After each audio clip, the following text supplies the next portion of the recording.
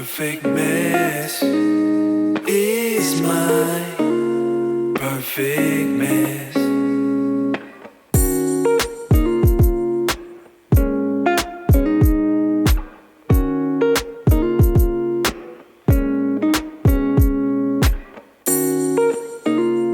Perfect mess is my perfect mess. What is going on, everybody? Welcome to the Perfect Mess Podcast. This is episode 31, and I'm your host, Ray Molina. So it's been a couple of weeks, right? And I know some of you have been DMing me talking about when is the next episode coming out. And it's kind of funny that I get DMs like that now because I actually never thought this podcast would get to that point where people were actually anticipating episodes that I was going to drop because it's my life. I don't necessarily think my life is that interesting, but to some of you, I guess it is a little bit interesting. So I appreciate that very much, and I thank all of you for always tuning in and always giving me feedback on the episodes and things that I talk about that go on with not just my life but my kids' life, and and me moving forward on my journey with learning to be a better father, learning to be a better man, and just trying to get better every day. Um, like I always tell you, I'm human. There's nothing spectacular about me. It's just I choose to live my life open and share when I have my pitfalls and share when I have my triumphs, and that's how I deal with life. So I appreciate all of you who enjoy that and and continue to listen and share the podcast. Thank you very much. Right off top, I would like to start this podcast with a rest in peace to DMX and Black Rob. They passed away over the last week and a half. Black Rob, more specifically, I believe it was yesterday, and DMX was last week. Um, these two artists, especially DMX, had a very big impact on me in my childhood. Not my childhood, probably my young adulthood. Um, he just, there was something about that guy who, uh, I think I've shared this on this podcast a few times that I have a thing for listening and following and supporting people who have tormented souls, who have trouble and who have, you know, kind of went through the ringer and built themselves up and became something. So I always have love for people who've gone through so many trials and tribulations and have somehow survived and pulled themselves through and made something positive of themselves. And DMX was one of those. Not only that, man, I just loved his voice. I loved his realness. I really loved that he always kept God in his music, even though he was struggling and going through the stuff he was going through in his life with drug addiction and having problems with the law and whatnot. He always had God, an element of God in his music. And I love how he used to pray for people during his concerts and on his albums he used to pray, and it always hit home for me even when I wasn't involved with church and doing what I'm doing now. It just always hit home with me. I just loved his spirit. um, I think what DMX showed everybody, and I seen this on social media today before I started podcasting. Someone said that DMX showed that he didn't wait to get to be perfect and to be healed to start living for God and showing what God can do and showing how powerful God was. He lived his life with all his imperfections and troubles and still praised God and still shared God's word. And to me, I think that's super, super important because I think a lot of us feel like we're not worthy, that we don't believe that we should speak about God or share God's word because we're not the best example. And I don't think that's true. I think we need to be doing that even during the times that we're not being the best version of ourselves. And I think DMX showed that, and that really, really hit home for me when I read that this morning. Black Rob was another one, man. A video surfaced of him who, he was dealing with some kidney failure, I believe, and had some other things going on, and he was apparently struggling to find a place to live. I won't get into the politics of how I feel about the music industry and how they treat our veteran musicians and hip hop artists and whatnot when they're done with their careers, because I do have a very strong opinion about that. But this is not a music podcast. Um, but a video surfaced of him and he wasn't doing too well, and he said DMX's death hit him pretty hard, but he wasn't doing too good himself. And lo and behold, man, less than probably about a week or less after that video surfaced, they said he had passed away. Uh, it was tough, man, to hear that because these are guys who are maybe 4, 5 years, 6 years older than me, so they're around my age bracket, and it just it's another dose of reality, realizing that we're all getting older. That we got to start cherishing life more. That we got to start valuing things that mean something, and not putting value on things that don't mean anything anymore. Because we don't have much time left. We're getting older. At least the people that are in my age bracket are. And I'm okay with that. A lot of people. I used to get offended when people would call me an old head. I don't anymore. I relish in that because uh, for a long time,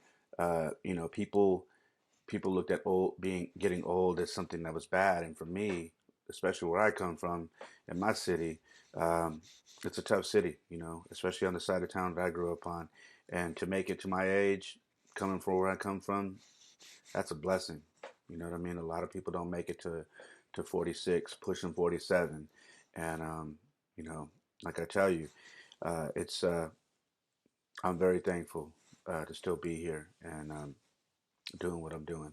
So, without getting off into a somber podcast, again, I want to shout out DMX's family, Black Rob's family, kids, loved ones, and tell them we love you guys. We miss you. You guys made one hell of an impact on music. And more importantly, to me, you guys made an impact on me. I loved your guys' music. I loved your spirit. I loved your energy. And you will be missed. So rest in peace, DMX and Black Rob.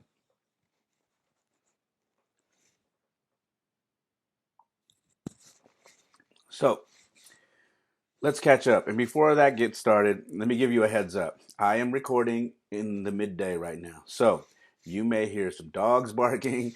You may hear some voices. You may even hear my kids. My kids are literally in the next room and they're homeschooling right now. So I am recording while my kids are homeschooling. So you may hear them talking to their teachers. You may hear their teachers on their video talking.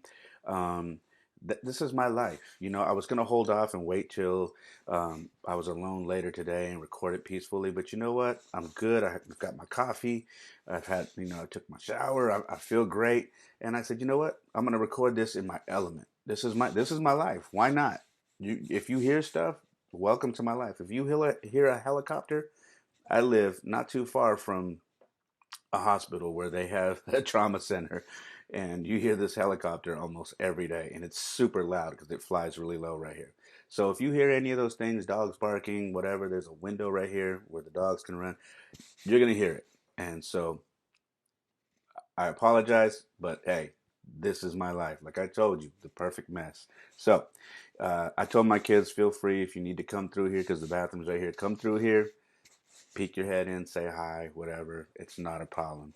Um, So as you can tell, I don't run a super tight ship here. But anyways, let me check in with you guys, man. My life has been, without making excuses, I should have recorded a podcast before we went on our trip recently, but I said, I'm gonna hold off and wait because I'm gonna have so much more to talk about when we get back, and I do feel like this thing needs to be on more of a regular schedule, not just for me, but for you guys, so I can keep the episodes, within that 30, 45 minutes, tops, maybe an hour time frame, so you guys, can knock it out and get back to life and whatnot, or whatever you're doing. But life's been interesting for me recently, man. It's been good though. I can't complain. And like I always say, you can complain, but nobody cares. So complaining doesn't do anything. But everything's been, for the most part, been really good. So I've got a lot to catch up with you guys for. I hope you guys are ready.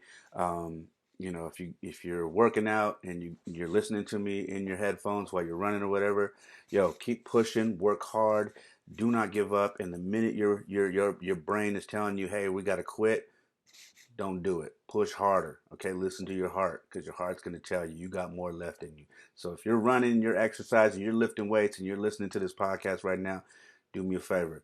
Go hard, beast or famine, like I always say. All right, you got it. And if you're driving, maybe you're in traffic, or maybe you're at your office, or you're working from home and you're listening, I hope you guys are doing well. And I hope things are going good, whatever you're doing. You know what I mean? I hope you're having a great day. Grab your coffee. I drink a lot of orange juice. Grab your orange juice, water, whatever it is, and let's talk for the next hour, okay?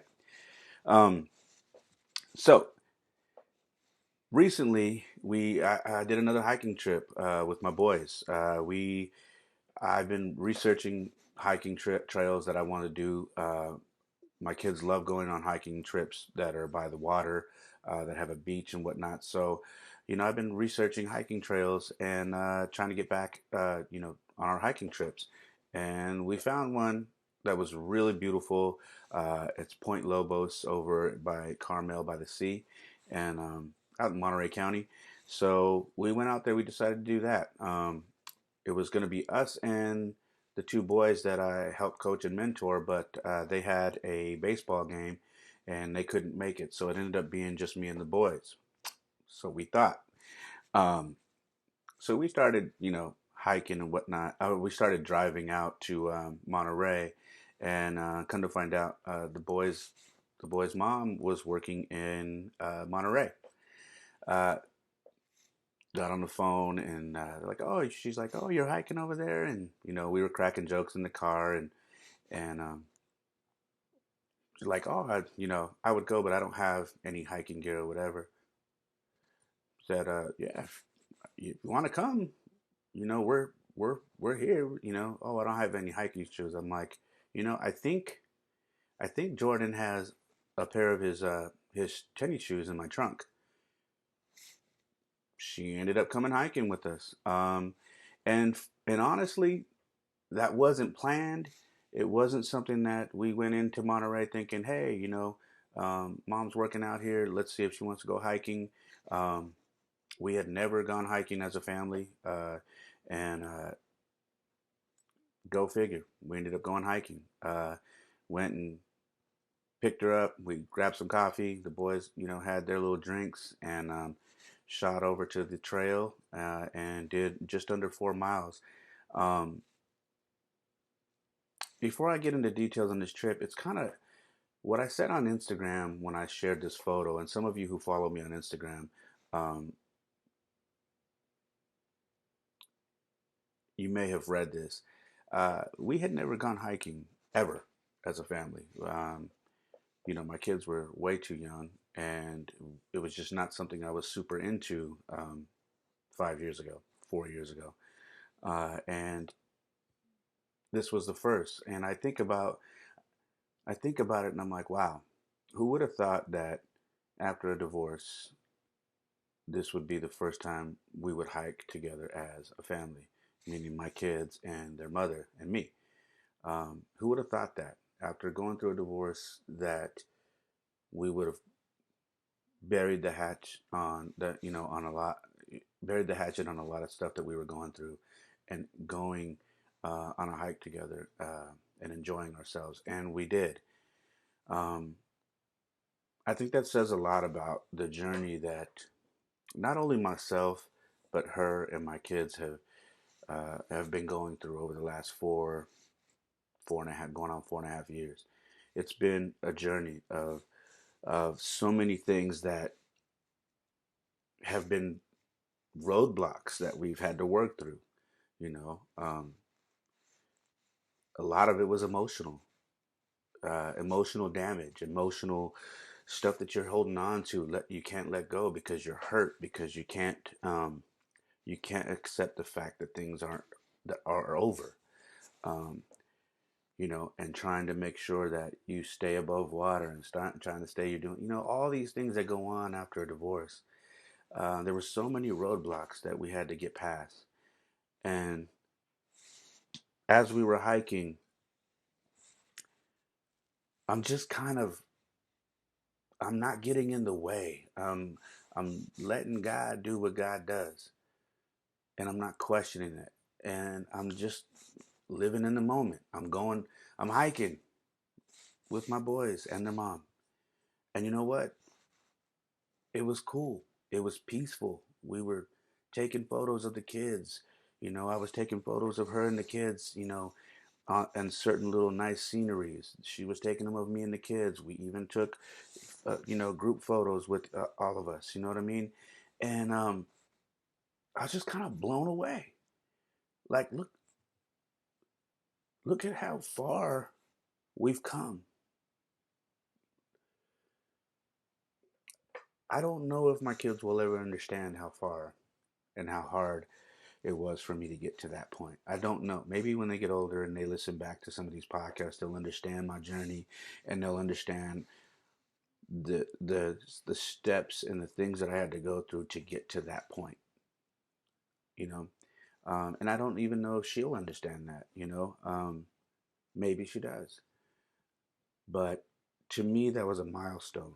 Um, and I remember at one point hiking and going, watching the three of them hike and me living in the moment and acknowledging and saying, thank you. Thank you, Lord. Thank you for moments like this. Thank you for days like this. Thank you. And then I just got back to the hike. And you know what I was noticing? My kids just, their energy was up, their smiles, the conversations we were having, everything was just, not only that, but them lightweight teaching their mom about how we hike, teaching their mom, how to use the walking stick, teaching their mom about things that they've seen when they go hiking. Um, I was just watching and just taking it all in and enjoying it. And then, to be honest, as adult, we were having adult conversation. We were laughing. We were talking. It wasn't uncomfortable. It wasn't odd. And that's a big thing for me right now. Like, because for a long time it was uncomfortable. It was odd. It was something that I didn't want to be around. I didn't feel right. I didn't feel comfortable. I didn't want to be around and have any awkward conversations. And it wasn't that. And I just embraced it. I didn't question God. I didn't make a bigger deal of it. I just lived in the moment. And that was a big deal. So, and of course, people are messaging me and DMing me and like, asking the obvious questions. And I'm like, no, there is no, you know, are you getting back together or how? I said, you want to be honest? And I only talk to people that are close to me, because I've had random strangers asking that have followed my story. But the people that are close to me, I said, look, that's not what this hiking thing was about. It wasn't planned. I said, I don't think about all that stuff anymore. I don't think about any of that. All I'm trying to do is live in the moment. I don't ask questions. I don't do any of that. I let God do what God does, and I just continue to do Ray, and I continue to be the father that I'm trying to be, and I try to grow as a man. All that extra stuff, it's none of my business. It's none of my business. Where God is taking me is none of my business. I have to focus on this current moment. What I'm doing right here is what I have to focus on. Right now, I'm podcasting. This is my main focus right now. My kids are in the next room. They're homeschooling. This is my main focus right now. I can't worry about, all the stuff that may happen in the future or may not happen in the future. No, I have to worry about this moment. And like I said, what what God has in plan for me is none of my business. I need to do what I'm doing right now, and whatever He's got planned, I'll get there eventually. Um, so, that was the hiking trip to Carmel, again, Point Lobos. And if you haven't been there and you're in California or you're coming to California, please, you want to check out that trail. It's in Central California, Monterey, California, and excuse me, Monterey County, and it's a hike that you definitely want to do. It's absolutely breathtaking. Um, so moving forward, before I move forward, sorry,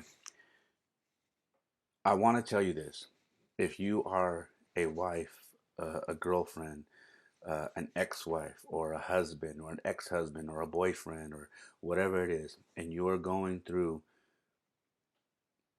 a transition period of you're separating or you're possibly divorcing and whatnot,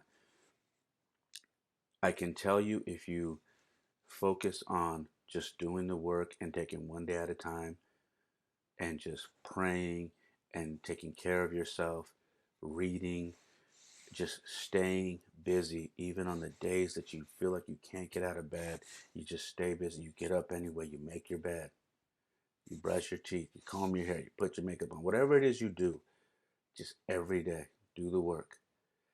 I promise you, you will get there. Um, for a long time, I didn't think I was going to get there. I really didn't. I was very angry about my situation. I wasn't happy because it wasn't a situation that I wanted. But I promise you, if you continue to do the work and you have faith and you stay strong and you don't give up, you can get there. I promise you that. I would not lie to you. This whole podcast is about my life and everything that I'm talking to you about right now. And I'm telling you, you can get there, but you have to do the work. You have to get up every day.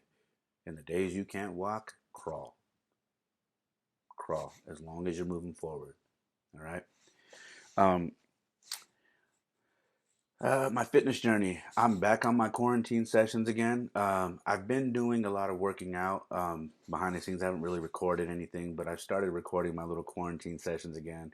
Most of you guys remember that I used to just record them and show you my workouts, put some music on it, and put it up on Instagram. I've started doing that again. Just because a lot of people have been asking me what's going on with the workouts, how's things going with me. So I'm back on my quarantine sessions again. I went a little too hard 2 days ago at the track and I almost passed out. I've never had that happen, but I almost passed out and I was like, whoa, I need to sit down. Um, and the reason why I say that is because I literally was doing the stairs, going up and down. And when I got to the top of the stairs, I felt lightheaded and I got wobbly for a second. And I was like, oh, wow, I could have literally fell down these stairs. So I sat down, drank some water, and still sitting down, I felt like I was going to pass out. Um, so I had to chill. So I got to check myself sometimes. I got a little ballsy that day. I didn't eat. I think I ate an apple and then I had my pre workout. And I really didn't eat that day until after. I was like, I'll eat afterwards. Not smart. So if I can tell you anything, make sure you eat before your workout or start super early in the morning. So then, you don't go 6, 7 hours without eating. That was my fault, and it was a bad, bad move. Um, but yeah, I'm back on my quarantine sessions. I will tell you this: where I am lacking right now is my stamina. I've got to get my stamina back up. So ladies, fellas, you know, stamina is a big thing. I think a lot of us work on trying to get the muscular side, lift weights and do curls and do push-ups and do bands and do all these things, right? But all of that is great. But if you got no stamina, trust me, it hits you in more ways than you think. I'm talking about, hey, we're adults. It hits you in the bedroom. It hits you in life, running around with your kids. If you coach like I do, if you go hiking, whatever it is you do, your stamina has to be up. All right, guys, if you're around my age, please understand your stamina's got to be up. You got to work on it. That means doing cardio, cardio, cardio, cardio, cardio. Whether it be running, whether it be small increments of bursts and whatnot, doing stairs, doing sprints, doing whatever it is, get your stamina up. I got to get back on it because I ran a mile with my kids the other day, and for the first time in a long time, I was like, I'm lightweight winded right now, and that's not like me. So I'm back on that. I'm getting back on my cardio. So if I can give you any advice, get your stamina up. Do a little cardio. Make sure you incorporate cardio in whatever you're doing. A lot of people that follow me DM me all the time and they say, I hate cardio. Listen, you can run, walk. That's still doing cardio. At least run, walk. Get yourself out there and run, walk. And yeah, and before I move forward on that, speaking of quarantine and run, walk, and getting your stamina up, I did have a moment a few days back where, remember I told you I haven't been sick going on 4 years. All right, no, go a little over 3 years. I haven't been sick. So about 4 days ago, I started to feel under weather. Even my son Jordan. My son Jordan had a little bit of a cough. I had a sore throat, and I had some, neck tighten. I was starting to feel a little crampy. And remember what I told you how I stayed on, I stay on the vitamin C. I drink a lot of orange juice when I start to feel like that. I always take my vitamins and whatnot, um, and I work out. No lie to you, got a got one of them gallons of 100% orange juice with pulp. Started drinking the orange juice because I didn't like how I was feeling. My son got on it. My son got better. About a day and a half, his cough was completely gone. Mine, the following day, after just chugging orange juice, staying on my vitamins, still pushing my way through a workout. What do you know? The following day, I was good. So please understand, um, a lot of people don't talk about the benefits of working out and exercising and taking vitamins and whatnot and whatever, and they just assume, hey, when the flu season comes, I'm gonna get the flu. When the cold season comes, I'm gonna get the cold. That's just how my life is. It doesn't have to be like that, okay? It really doesn't. If you stay proactive and take your vitamins and exercise and all that and do all the things that you need to do, you can avoid being sick every year. You can take care of yourself. There is a way to defeat all that stuff to where you don't have to live like that. All right. So, if I can tell you anything, take your vitamins. I take zinc. I take vitamin D. I take a men's multivitamin. I take fish oil, and then like I said, I do a lot of. So when I work out, I do a protein shake after I work out. I take a few other things, but I can go into details. I don't have my workout stuff in front of me right now, but do all those things, and just stay active. Get your exercise. You don't have to go hard like the videos that you see what I'm doing. Go run, walk. Go do some push-ups. You know what I mean? Do some sit-ups. Go buy some bands on eBay or Amazon for 24 bucks and put the bands on your door and do some bands. And as long as you're staying active and you're taking care of yourself, you can change your life. All right. You don't have to catch every sickness when that season comes around. You don't have to. I used to live like that. I used to get sick every season that came around. I would get it. If it was cold season, I got the cold. If it was a flu season, I got the flu. Didn't matter what it was. Every year I would get it, and it hasn't been like that for me. And like I said, a little over 3.5 years. So, anyways, before getting on a fitness rant or going off on a tangent, that's what I want to give you guys on that. Um, excuse me. We returned to church April 4th, actually in the building for the first time on a Sunday, which was awesome. That also happened to be the 3 year anniversary of me and my kids being baptized, which was amazing. I cherish that day so much. It was very special. I feel so blessed to share a day like that with my kids that we did it together. I'm very thankful for my sons because they're really a big reason why I ended up back in church. More specifically, Jordan. You know, he initiated it. Then Jaden was like, "I want to go too," and here I am. Because of those two, I'm back in church. I'm back with God, and like I said, not perfect, but I've definitely made some great changes since then. So that was our 3 year anniversary. Um, I was looking for something to wear that day. I don't dress up. I think most people who follow me on Instagram and you see I don't really dress up. I'm usually in workout shirts and shorts and socks and running shoes because I'm always working out or I'm always doing something that has to do with coaching baseball or I'm very active, so I wear very casual clothes. But that day I wanted to wear something nice because it was special. It was our first day back in a year, and um, I just I felt like I wanted to, dress up. 3 year anniversary, for the baptism. And so I looked in my closet and I'm like, man, what do I have? And lo and behold, I see my a jacket to a suit that my grandfather who given me. Uh, and when he first gave it to me, it didn't fit because you guys may have seen I was a much bigger guy before. I was real heavy, and it never fit me. So I just held on to it, and I was like, maybe one day it'll fit. I took it out of the closet, and it fit me. So I threw on my grandfather's black blazer, threw a black T-shirt underneath, put some jeans on, and some nice dress shoes.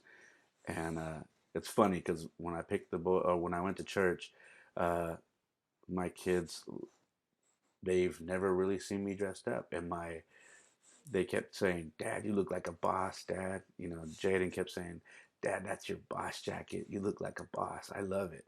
I said, "You like this?" And it was like I had never seen a response like this from them. And it was like the topic of the day, They kept talking about it. I'm like, "You guys really like this jacket, huh? Dad, you look cool. You look like a millionaire right now. Look at how you look good like that." I said, "Do you think Dad should dress like this a little bit more?" Yeah. And I was like, wow, I have never dressed like that around my kids. And it was so like they just would not stop talking about me looking like a boss and looking like I was $1 million. It was kind of cool, to be honest. So uh, who knows? I think I'm gonna, maybe dress up a few more often. Uh, it's still not my thing, but I think more often, when we do things, I think I'm gonna dress up a little more.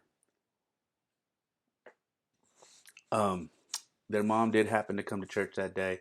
Uh, the reason being is I had to, or I not had to, I got the opportunity to learn how to work behind the scenes during the live stream of our church. They needed someone to help switch the cameras to get when they were going to different angles, and I was that guy. So I learned how to switch the camera from angle to angle to help anytime the pastor was moving and they were talking about certain things. So I was working behind the scenes, so I couldn't sit in front. So their mom uh, came that day. She also wanted to be there because it was the kids and my 3-year anniversary for the baptism. So she wanted to be there that day so we could celebrate that. And yeah, and then also sit up in the chairs with the kids since I couldn't be there. So it was a good day. Uh, the kids got to do a little Easter hunt. A couple hours later, we came back to the church and did a little Easter egg hunt with all the kids. And it was just a great day. And to be honest with you, it was awesome being back at church. I'm not a mask guy. I wouldn't call myself an anti-masker like a lot of you people seem to throw that around a lot. I'm just not a big fan of masks.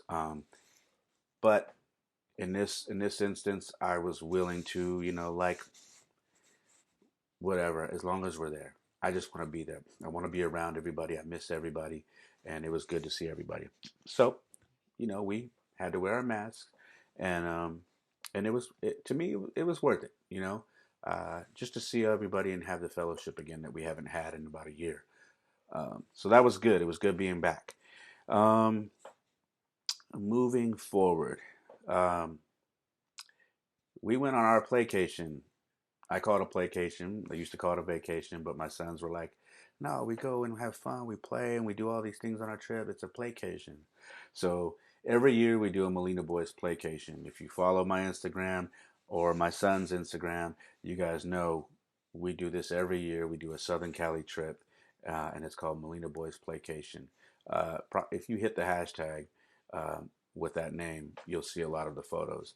So after church on Sunday, we we rested, and then the next morning at like 6 a.m.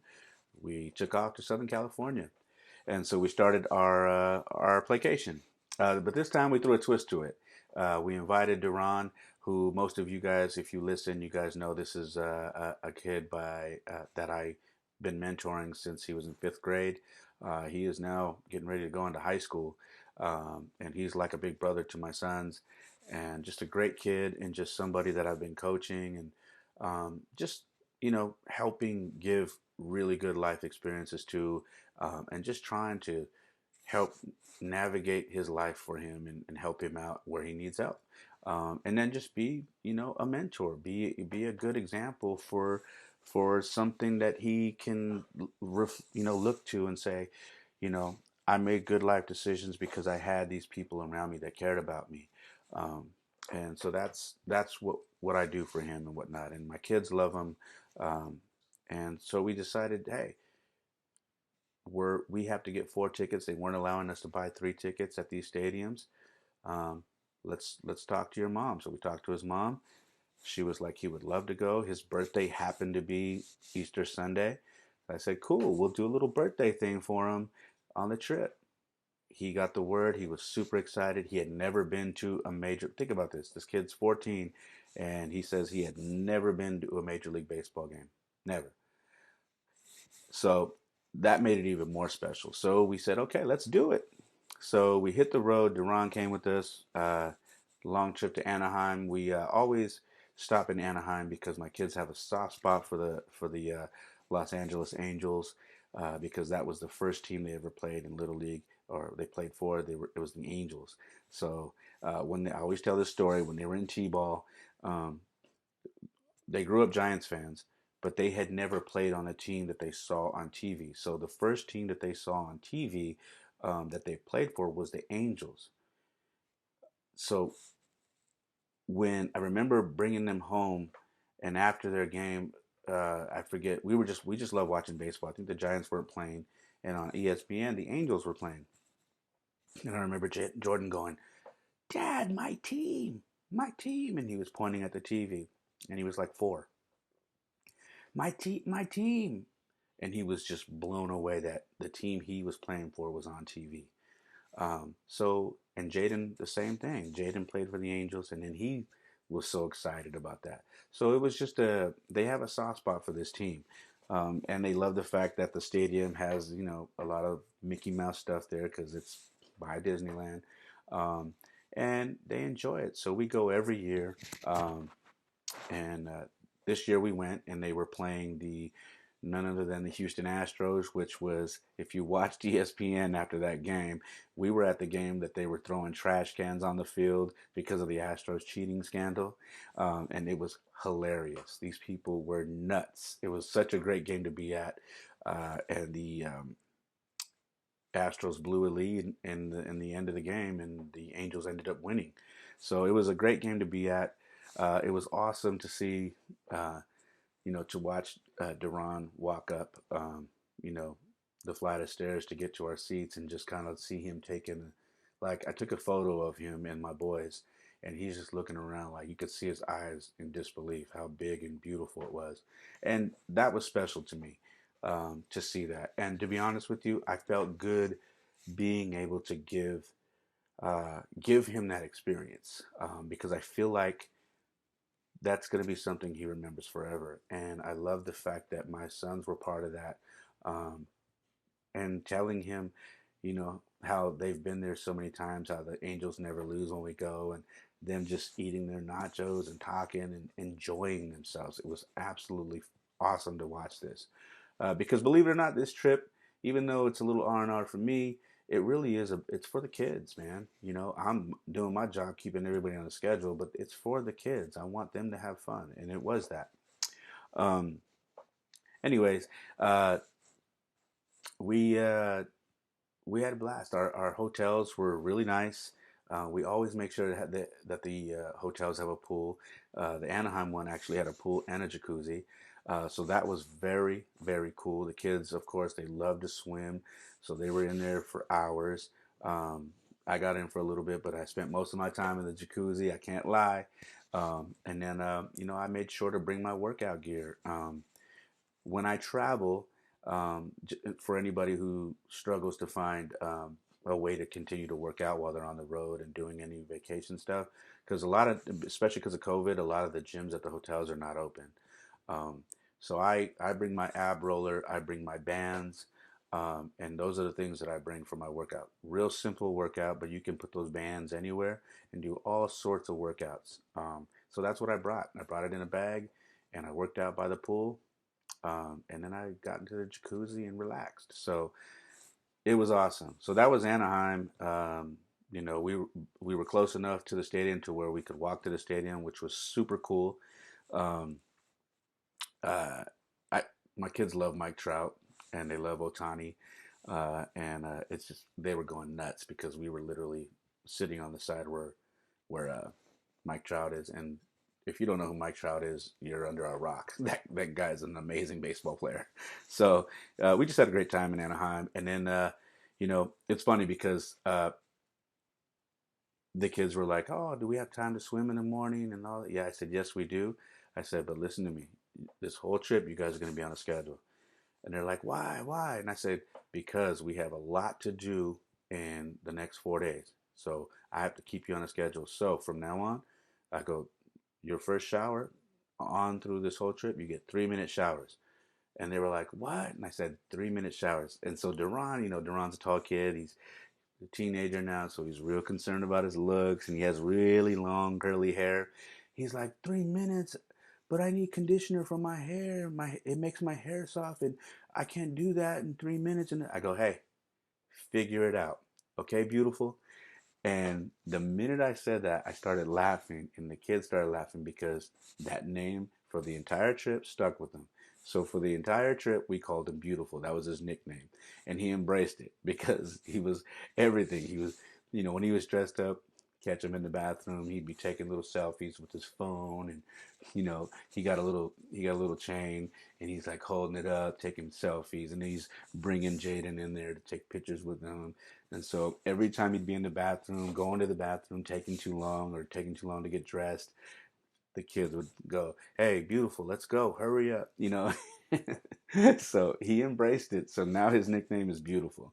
Um, Told his mom was cracking up. But he got hip to it, man. The boys were no problem. 3 minute showers the entire time, including myself. We'd set the timer, and I said, "Hey, when that timer goes off, if you are not done, that water is going to go from hot to absolute freezing because I'm going to turn the knob." Like, what? So trust me, that alarm went off and they were done. So uh, that was pretty cool.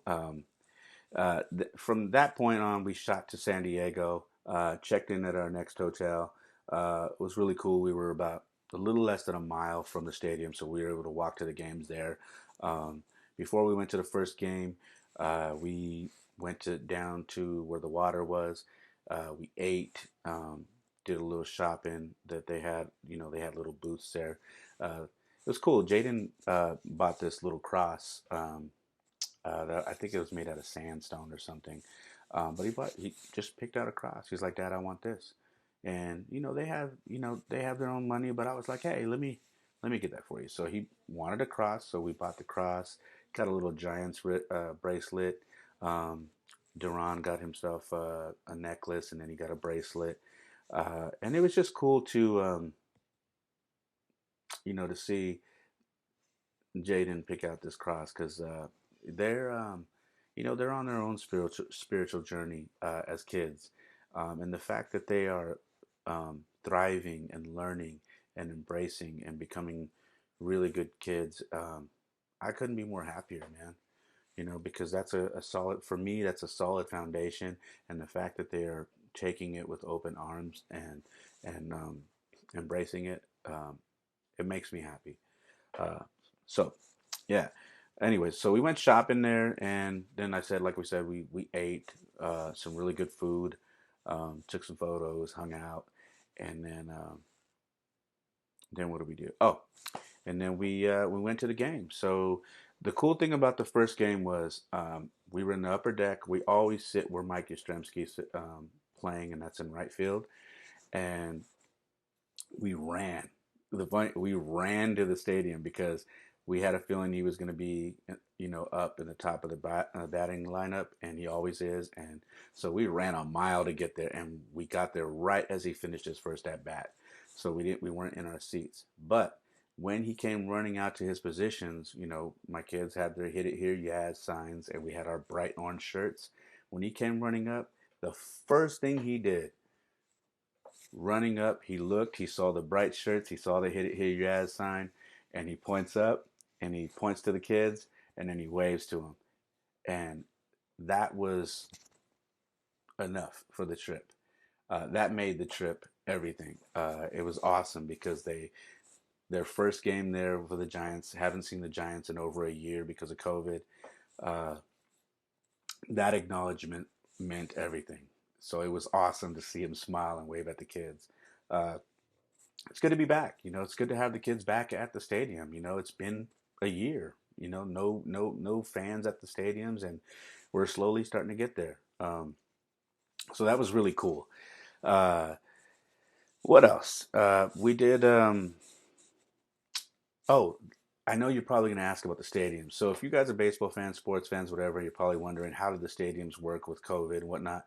All of the stadiums in California, whether it be the Angels, Padres, Dodgers, A's, they don't require a COVID test. They don't require um, proof of vaccination. They just want you to bring a mask, wear the mask when you're not drinking or eating, and they have the seats separated.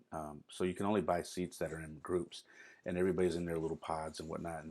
And then you order from the app. And to be honest with you, ordering through the app is so much better than going and standing in line because so they don't allow no lines. You order through the app, and then it texts you and tells you, okay, you can come get your food. So it's a very easy process. And to be honest with you, most people have their mask down to their chin the majority of the time because everybody's spaced out. So it wasn't that big a deal. San Francisco, on the other hand, is a whole other story. Not only are their tickets skyrocketed through the roof, they require either a vaccination proof that you've got the vaccination or a negative COVID test, which is very irritating because um, you will. Hold on one second. All right. Um, I almost had some technical difficulties here, but it's very irritating because the COVID test takes a couple of days, because they don't want you to do the rapid one.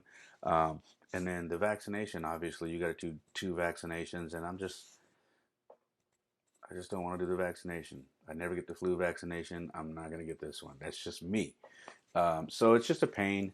And believe it or not, it was less loopholes and cheaper for us to go to San Diego and watch the Giants play there than it is here back in the Bay Area. So take from that what you will. It just made more sense for us to go to San Diego. So our trip was awesome. I did have dinner with my in-laws. Uh, from my marriage. Their grandfather and their grandmother live in San Diego, so we did catch up with them, and we had dinner, and it was awesome. That's another relationship since the divorce um, that's gotten better. It just for at the risk of throwing myself under the bus, I didn't know how to keep that relationship going after that. I didn't know how to do it. Um, it was another situation that felt awkward and didn't feel right, and I was like, you know they're I don't know how they feel about me. I don't know how I feel about them. Like, is it awkward that we're not married no more? Do I still have this relationship with them? How do I go forward with this? It was all new, and it was very hard for me. But you know what? I stopped making things difficult. I got out of my own way, and I just said, "The hell with it, man. I'm not gonna think. I'm not gonna overthink anything. I'm better now.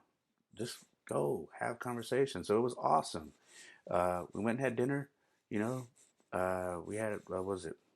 Red Robin, and over at the mall in San Diego, and it was awesome. We had great dinner. I haven't had a beer in almost a year. I had a beer, and I tried one of the local breweries and the brews, and it was good. So I had a good time. The kids had a good time. Um, oh man, I completely skipped something that I needed to tell you because at the Red Robin we did a little birthday thing for Duran. We had them bring over, a little dessert afterwards. But before that, when we got to Anaheim, we surprised Duran with the birthday cake. So we went and got him a birthday cake, uh, and some soda to drink. I don't really drink soda, but for this occasion, the kids wanted a soda. So we got a 2 liter, and we had him pick out a cake, and we had cake with them, and we said, hey, this is a birthday trip for you. We're glad you're here. Happy birthday. uh, Sang happy birthday, had cake, and said, hey man, hopefully this trip is going to be a memorable one for your birthday. This is our gift. Um, and that was awesome, man. It was like I was so happy to share that moment with him, and I hope he never forgets it. It was very special. So yeah. Anyways, we topped it off again with in San Diego where we had dinner, and we did another little cake for him, a little small one. So yeah, we did dinner there. We went to the another game. The Giants went. Uh, I think they lost. Oh, they won two games and lost one. So the first game we went to, they lost. The second game, they won. So it was a really good time. We had a blast there. And then we went shopping. The next day, the kids got some money. Their grandfather, like most grandfathers, snuck them some money. So they all had money, including Duran, and I told them they didn't need to do that, but they said, hey, it's his birthday. And they gave Duran some money. So we went shopping. They wanted to go shopping at the mall, which was new to me because I'm starting to see my kids are getting older now. And I remember how, it was, God, I remember how it was for me going to the mall as a kid, for the first time with my friends. Uh, and here we are the next day. We wake up, the kids go swimming, and then we go to the mall because they want to spend some of that money. And I'm walking behind them and I'm watching them shop and I'm cracking up because I'm like, man, my kids are getting older. What the heck? I'm walking behind them and I'm watching the three of them and they got their little bags. They're like picking what store they want to go in and they're shopping, looking at stuff and okay, I'm gonna get this, and then they go to the cash register and they pay, and I'm like, wow, this is where we're at. It happens fast, y'all. It happens fast. I mean it. When people tell you they grow up fast and they move fast and things happen, they are not lying because man, me being in that mall watching these kids shop was something, man. I really took in that moment and was like, wow, we're here, man. We are here. My oldest is going to be 12. Jaden's going to be 10. Duran is 14. But man, it was just an experience for me, man. I'm not a big shopper, like I tell you guys, but that moment was big. Um, the next day, uh, um, I did breakfast with my son. Getting ready to leave. Uh, the kids were the big boy. I call them the big boys, Jordan and Duran. They were still sleeping, but Jaden usually wakes up early like I do. So I said, hey, bud, let's go grab breakfast, because they have free breakfast. Let's go grab breakfast, bring it back for the kids, leave it here, and let's go, you and me, go sit on the balcony um, and have breakfast together. He's like, okay. So it's something about Schmeedy. I know a lot of you are like, what'd you call him? His nickname is Schmeedy, small medium. So there's something about Schmeedy that he values um, his alone time with me, and his time with me in general when he has his brother's not around or he feels like he's got his time with me. Um, it feels special, and I see a change in his attitude. He just seems like he's enjoying life more. He seems more talkative. He seems more peaceful. So we went and sat down. We had our oatmeal and our orange juice and coffee, and we're sitting on this balcony, and it's overcast in San Diego, and we're overlooking San Diego, and we're just talking. And man, remember I tell you guys to live in the moment. Um, that was a moment for me. That was for us. I'm enjoying having conversation with my 9-year-old. And then I'm watching him. He gets up and he looks over the balcony and he's just taking it all in and he's asking questions. And he sits back down and we're just eating and, you know, eating and drinking our orange juice and just having conversation. It's like I'm getting to know my son, even though I know my son, but it's like we're having conversations. And we enjoy that. So I'm glad we did that. Because then we got up. Uh, the big boys had their breakfast. The kids wanted to go swimming before we left, so they went swimming. And then Jordan and Jaden were really young the last time they went to Coronado Island. Duran has never been over the Coronado Bridge, and my kids don't remember the last time they were. If you haven't been to San Diego and gone to Coronado Island, you have to go over the Coronado Bridge, which is an amazing bridge. So I said, okay, we'll do that because they wanted to go to a beach before we left. So we did that. We drove over the Coronado Bridge, had a blast. The kids loved it. Went to the beach, um, hung out there, uh, got in the water, hung out, just enjoyed our time there. Got a little sunburn, and then Jaden was craving fish tacos the entire time on vacation. I said, before we leave this vacation, we are going to get fish tacos because I want them too. So after we were there at the beach, we were done. We stayed there for about an hour and a half, hour.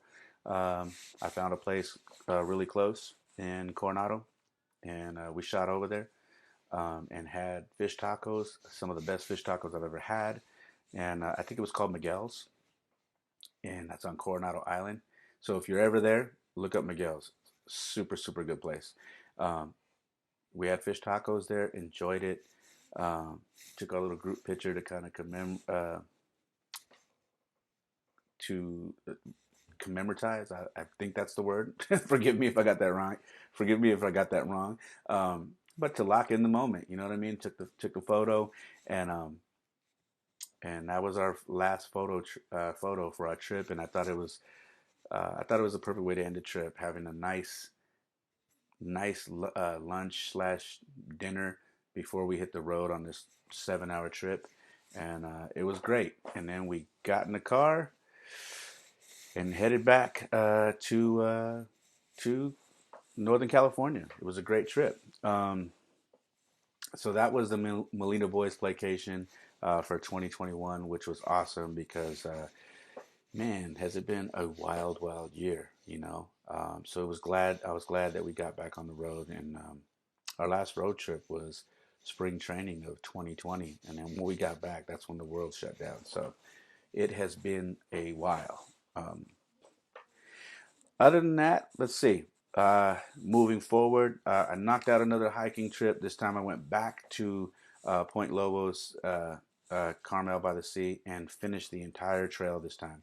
All right, because last time I think we did a little over 3 miles. This time was almost 6 miles. So I wanted to go back and complete it, and I did. Beautiful. A lot of people were liking the photos that I put up. Tons of people were DMing me like, "Where is this?" So I shared it on my Instagram. I was telling everybody where it's at. If you want to feel like you're in Hawaii, you want to feel like you're on an island, you want to feel like you're away from home and on a very beautiful vacation, go there because you will feel like you are on Hawaii. You will feel like you're not anywhere close to home. It's breathtaking, and the weather out there has been beautiful, been perfect. Um, let's see, what else? Jordan recently wrapped up. Remember, I told you I have my kids reading grown-up books and books that have more complicated vocabulary and have more pages and just kind of push their reading and whatnot. Uh, I've still been doing that. Jordan just wrapped up his book on Ken Griffey Jr. He loves Ken Griffey, probably because I told him about it, and then he got on YouTube and has been watching highlights for him. So he knows all about Ken Griffey. Now he knows even more because he read a whole book on Ken Griffey. He just completed it, and his next book he already picked is a bio on the GOAT, Michael Jordan. So we've got that book coming in the mail. He'll start his next book on Michael Jordan. Jaden is about to wrap up his book on Shiloh, it's a story about a dog that was basically rescued from some owner who was super abusive and whatnot, and this kid rescued him, and they're kind of keeping him hidden because that's the guy who used to own this puppy was has a ranch that's right down the street from them. So Jaden really loves animals, so he's about to wrap up that book on Shiloh and then move on to his next book. So these kids are not only homeschooling, doing their thing, but they are also reading, reading, reading, and I love it. I enjoy it. Speaking of animals, the kids have a cat. Yeah, you heard right. My kids have a cat. Uh, their mom and their grandmother found two kittens, like tiny baby kittens who could barely see, in the bottom of their Christmas decorations in the storage in their backyard. They heard crying, and there was two baby kittens, two black ones, in the bottom of the box. Like a mom had babies, and maybe the mom was like went out looking for food and left them there. So they moved them out, and they was like, "What should I do with them?" I said, "Well, put it out in front of the house so the mom in a box so the mom can hear them, and she'll come back. She's probably looking for food or whatever, and she'll come back."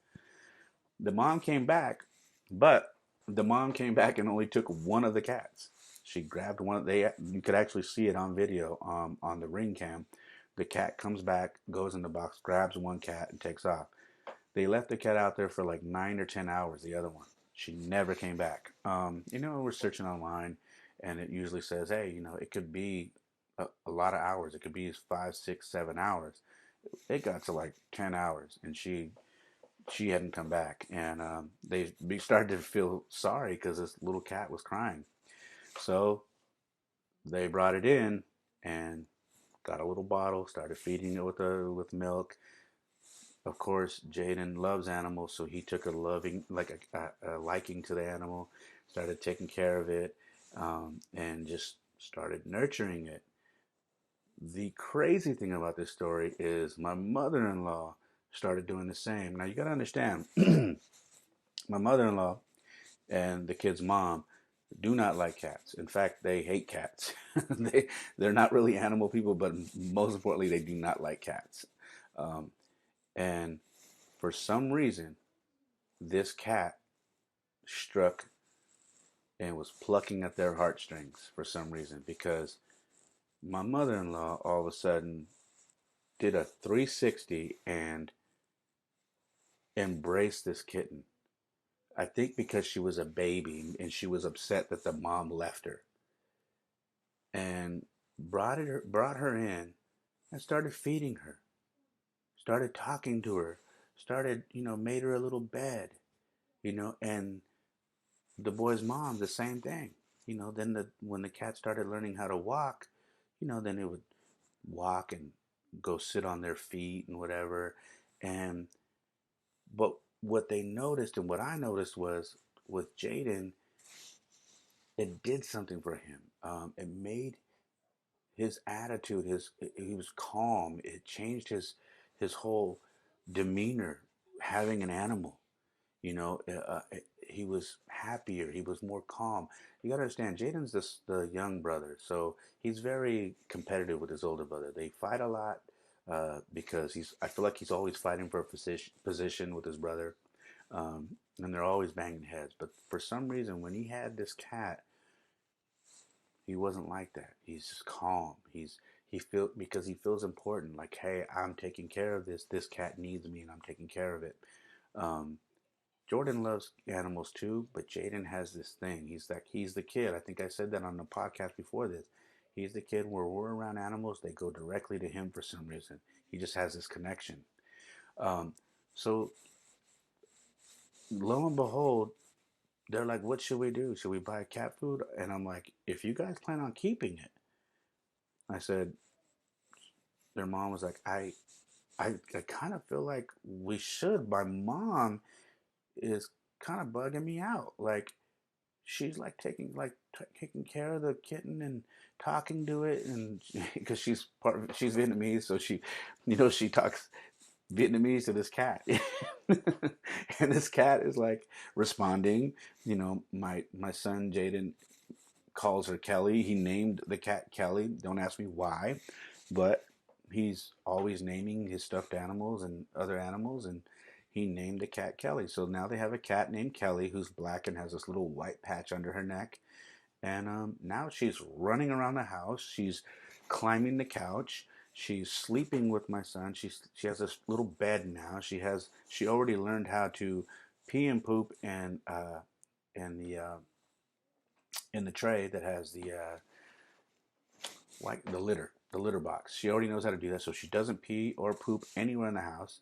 it's like this cat knows that these people do not like cats. So she's like, I got to be on my A game. I better learn how to poop and pee so they don't kick me out of here. And so that cat is on its A game. It's absolutely hilarious because she listens, and not only that, she follows everybody. Like she follows my son everywhere, and then she follows their grandma and their mom. So when we were on vacation, that cat was literally sitting right by her computer while she was working. They're sending photos of my mother-in-law feeding her with a bottle and stuff. It's been hilarious. So, anyways, they have a cat now, and for what it's worth, the cat is there, and I don't think it's going anywhere. I think that is going to be their pet. So I'm happy because I love dogs. I love cats. I used to have a couple of cats, and they were actually like dogs. They used to play fetch, and that's why I fell in love with cats. Um, yeah, so they have a cat that's named Kelly. It's all black with a little white patch right here, and I don't know if the eyes are going to change color, but right now it has blue eyes, and it's been probably about 3 weeks since they've had the cat. So yeah, so they have a cat now. um, let's see, baseball, Little League baseball. You guys know I coach, right? So Little League baseball is back. We've been practicing, and this weekend we have our first game, which is super awesome. I'm looking forward to it. My kids are excited, uh, and I'm just thrilled to be back, man. It's such an awesome thing to have back. It's so awesome to have the kids back in action, and we're just having a blast, man. We're looking forward to it. I'm not going to get into the politics of all the things that we have to do in order to have this season. And I know it's going to be rough. I know there's going to be times where, you know, it's going to get hard. People are going to question the mask situation, the sanitation. I know we're going to have things that we're going to deal with throughout this season because it's not going to be perfect. I'm just happy that we're back and we are taking the steps to get through this thing. We're going to make mistakes. I know that some parents are going to be pointing out certain things that we struggle with regards to the regulations and the recommendations with regards to COVID. And we're going to go as we go and try to get better and hopefully have a really good, smooth season. And then from that point, move on to fall ball and then and try to get better every time and slowly get us out of this pandemic, so we can get back to some normalcy. But this is the first step. I'm happy, my kids are happy, and we're looking forward to it. So this Saturday, man, we got our first game. I'm thrilled. Also, school, the kids are going back to school. Well, sort of. When I say sorta, they're going back for Jordan's going back 1 day a week, which is Wednesday. He'll be going to school every Wednesday, and then Jaden is going back Thursdays and Fridays, and they only go for a few hours. Um, they do have to wear masks, but I'm glad it's not a full day of school because I really don't want my kids wearing a mask for a whole day of school. It's not good for them. So they're only going a couple of hours. Um, I'm happy for Jordan because he hasn't been to his middle school yet. He hasn't met any of his students besides the Zoom. Uh, so he'll see his classmates and he'll be on his campus for the first time, which is awesome. He goes to a middle school that I used to go to. His mom used to go to, so it's just kind of it's a cool thing that he'll be able to experience that. He hasn't been there his entire sixth grade, so this is a big deal.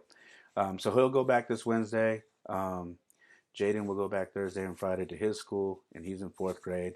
And he's just happy to see his buddies and be back. So slowly getting there, right? Slowly getting there. I don't know where you're at, but for California, that's a big deal, man. California is not blazing a trail when it comes to getting back to normal. We are one of the last to make these changes. So I'm just happy we're getting there. And again, without all the political stuff, I'm just thrilled that we're getting there. And I feel like this is a step, even though the school year is almost over, this is a small step to getting back to where when they start the next year, hopefully we're back to normal.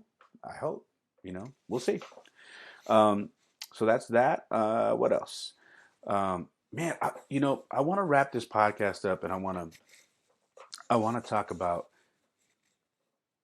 investing and then assets and liabilities. Um, and how are you going into your next 5 to 10 years of your life? I think I talked about this already about you guys, talking to you guys about how I've been investing and taking some of my money and putting it in different things. A lot of you know that I invest in crypto currency. I have a few different stocks, and I'm not only learning how to move my money around and make it work for me, and how to get out of debt and do all these things that I've been doing, um, but I've also been teaching.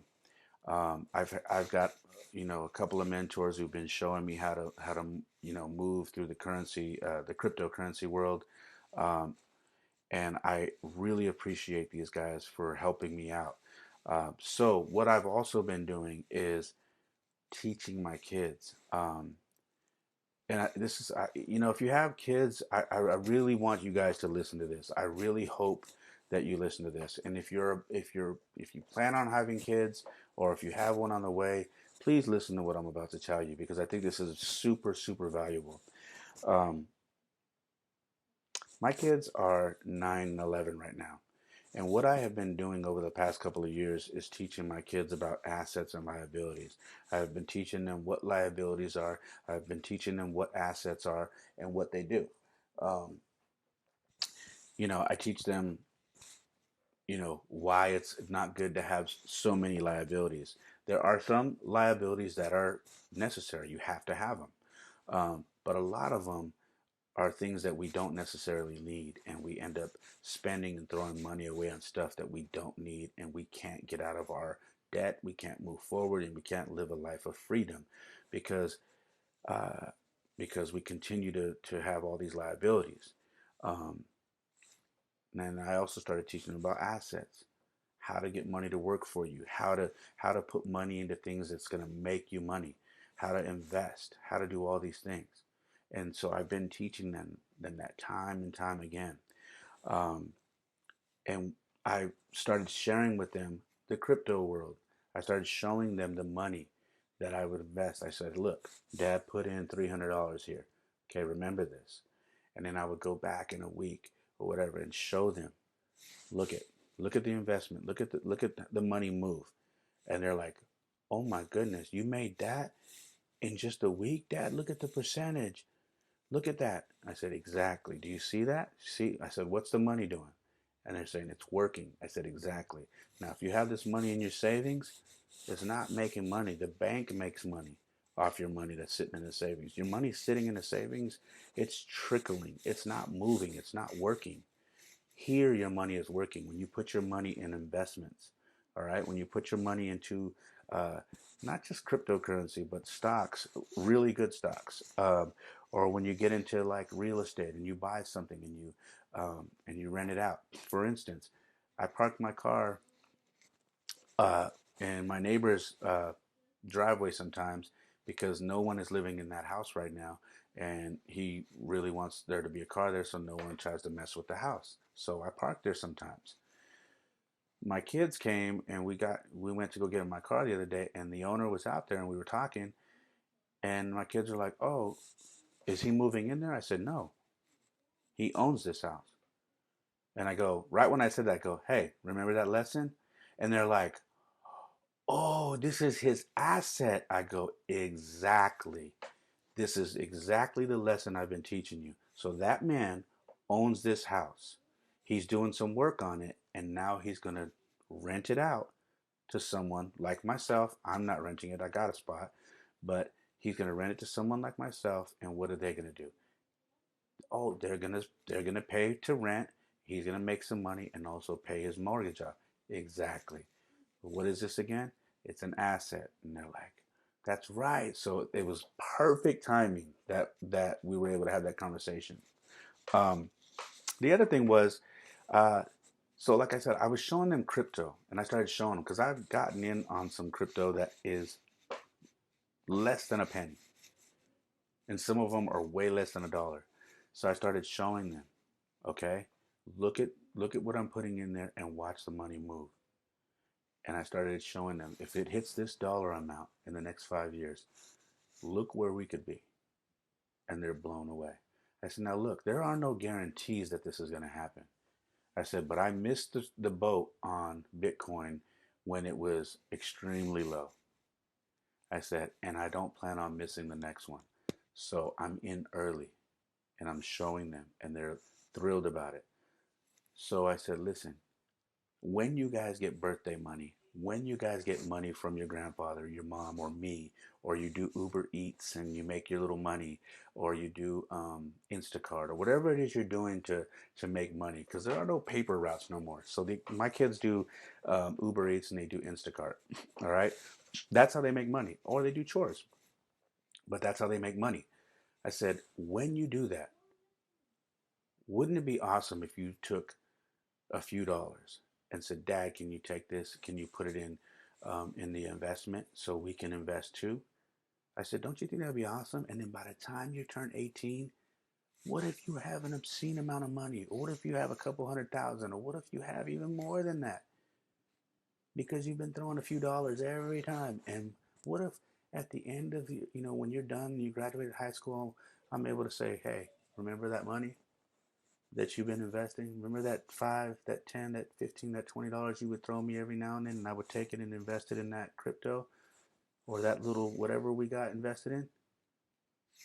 Here's your cash. Here's your account. You're 18 now. Now I'm not gonna let you blow this thing, but here's what you accumulated. Wouldn't that be awesome? And my kids were into it. So Jaden's first thing he says to me, he says, Dad, I have $50 at mom's house. If I give you $5, will you invest it in Dogecoin? Yeah, my son said Dogecoin because I'm in on Dogecoin. If you're not, get in. You better get in now. That's all I'm going to say. I know a lot of you are very skeptical about cryptocurrency. I'm sorry. I'm not. But my son's like, can you invest in Dogecoin for me if I give you $5? Sure. We go to the house um, and we get there, and Jaden goes, hold on. Comes, goes through his desk, grabs $5. He goes, here, Dad. Now, mind you, their mom is there. He goes, here, Dad, here's $5. So I get on my app. I use Blockfolio for anybody wondering. I get on Blockfolio and I show them, okay, deposit $5, buy Dogecoin. I said, okay, here you go. You got, these are the shares you got. All right. He's like, awesome. I said, now remember, you can throw, I said, but let's never do less than $5. But whenever you make money, give me $5 here, $10 here, whatever. Whenever you get money for your birthday or for the holidays, give me $5, $10, $20 here. I'll throw it there. If you get $300 for your birthday, give me $20.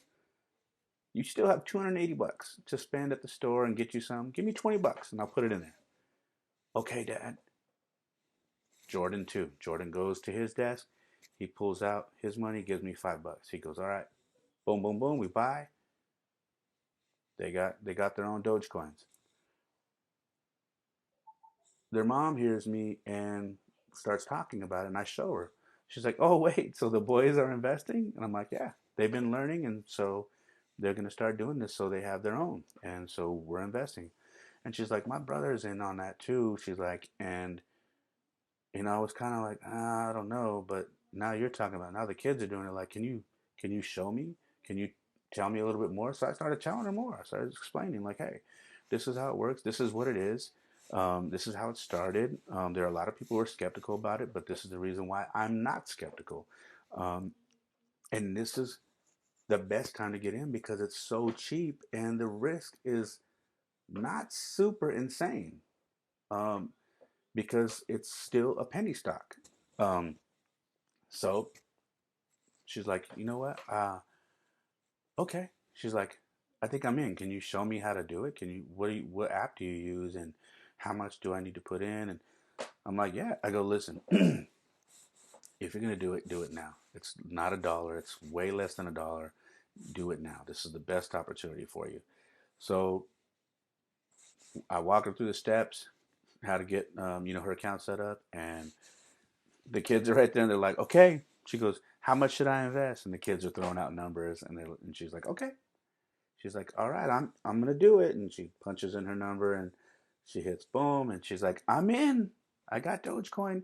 And so I'm sitting there, I'm like, and the kids are like, yes, and they're high fiving, and she's like, she's like, all right, I'm in. She's like, maybe we're gonna be millionaires, And I started laughing. I go, it's funny, but it's quite the possibility, man. If this thing cracks off like Bitcoin does, there is a potential there.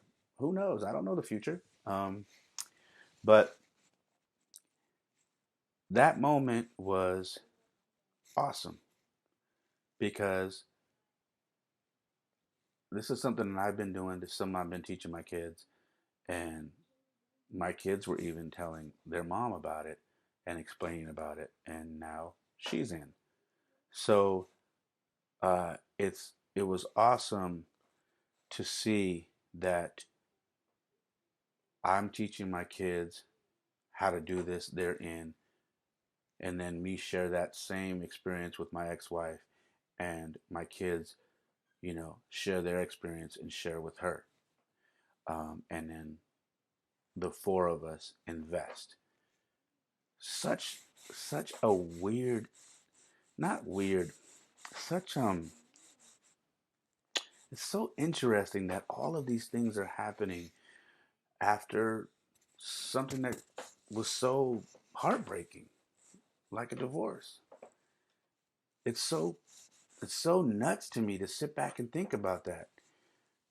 But again, it goes back to saying I'm not overthinking anything. I'm living in the moment and I'm letting God do what God does. And I'm just glad we're friends. I'm just glad that my kids see that we're friends. I'm glad that my kids see that we can still do things, be cordial with each other, and learn and help each other and do things and get better. I'm happy about that. So that's what I have. I if you're wondering how you're going to go into the next 5 to 10 years of your life, like I've been doing, um, really look at where you're putting your money. Really look at, the debt you have. Is it debt that you really need? Is it debt that you can get rid of? Is there things that you can sacrifice to really knock that debt down and start taking control of your life?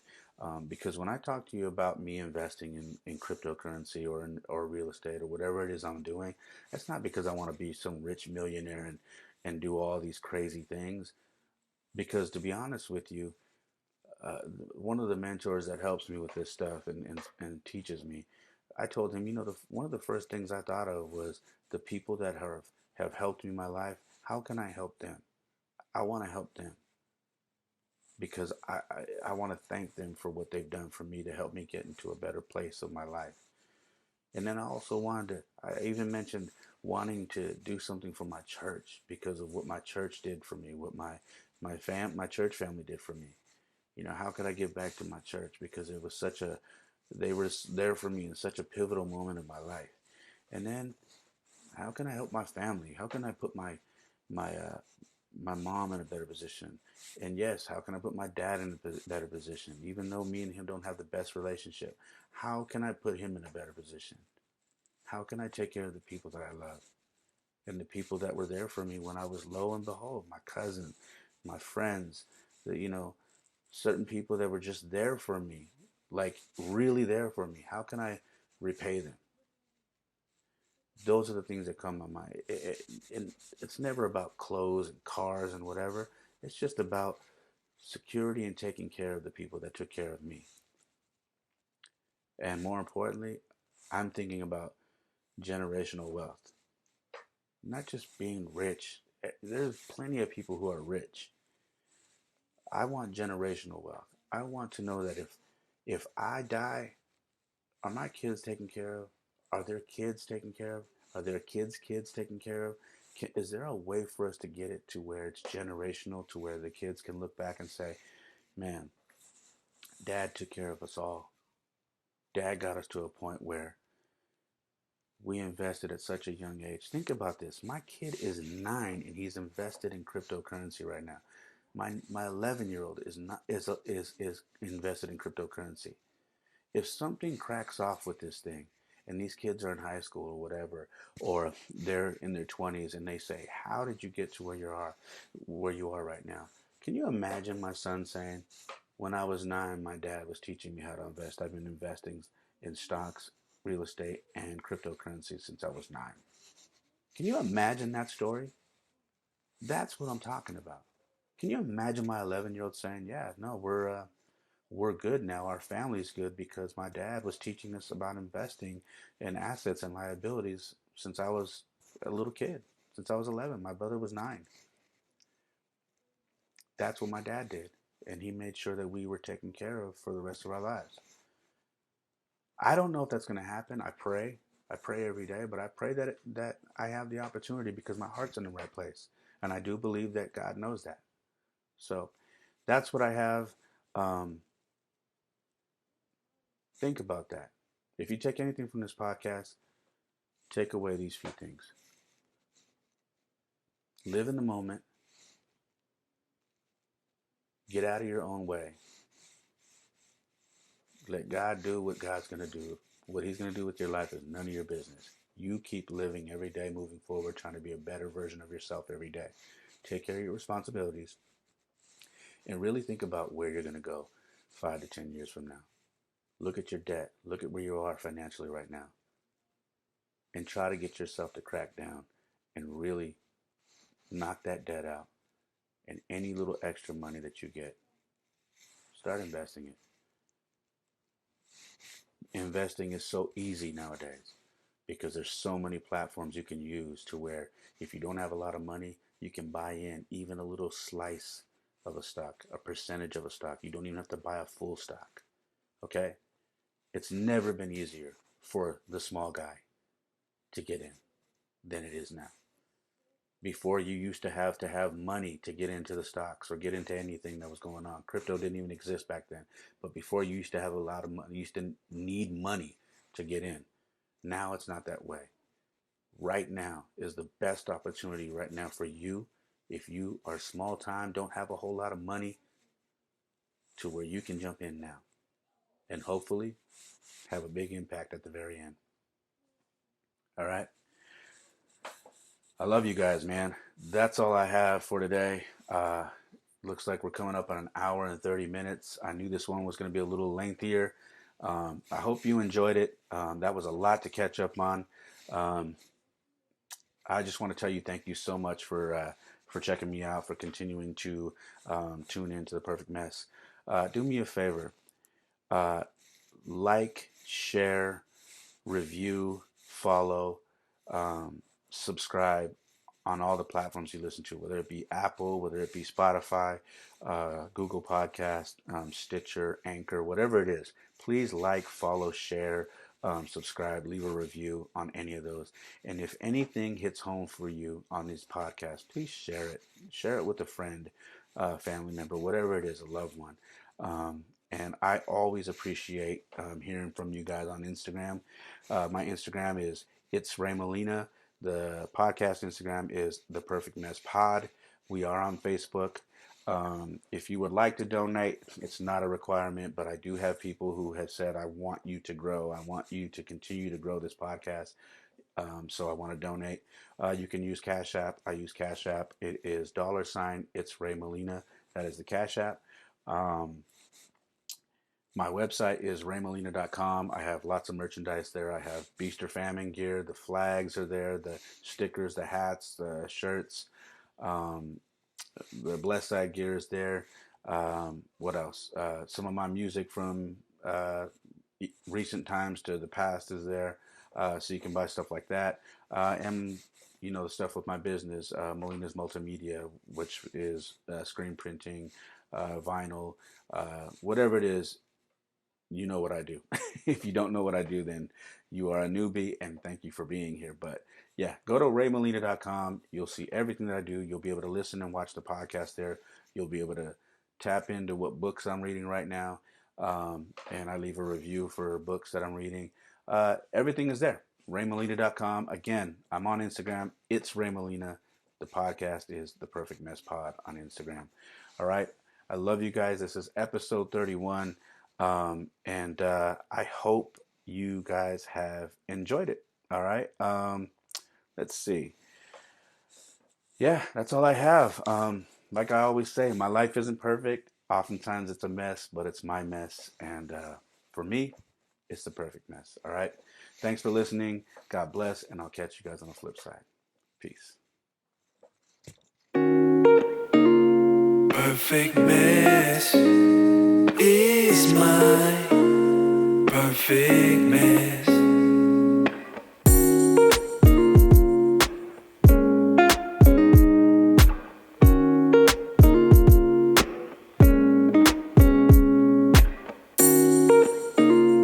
Perfect mess.